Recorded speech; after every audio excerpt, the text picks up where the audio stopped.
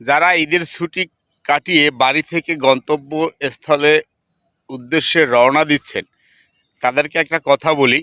আপনারা গাড়িতে উঠবেন, ধীরে সুস্থে গাড়িতে উঠবেন এবং ওই গাড়ি যদি কোনো ফেরি পারাপার থাকে তাহলে ফেরিতে গাড়ি ওঠার আগে গাড়ি থেকে নেমে পড়বেন।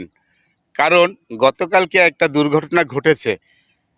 আর ঢাকা দৌলতদিয়া একটা গাড়ি ফেরিতে ওঠার সময় পদ্মা নদীতে পড়ে গিয়ে অনেক মানুষ মারা গেছে। তাই সব সময়ের জন্য ফেরিতে ওঠার পূর্বে গাড়ি থেকে নেমে পড়বেন। এটা আমার আপনাদের কাছে অনুরোধ। যদি ভিডিওটি ভালো লাগে, সতর্কমূলক মনে হয়, তাহলে আপনি আপনার বন্ধুদের মাঝে এই ভিডিওটি শেয়ার করে সকলকে জানিয়ে দিবেন আর একে অপরের পাশে থেকে সহযোগিতা করবেন।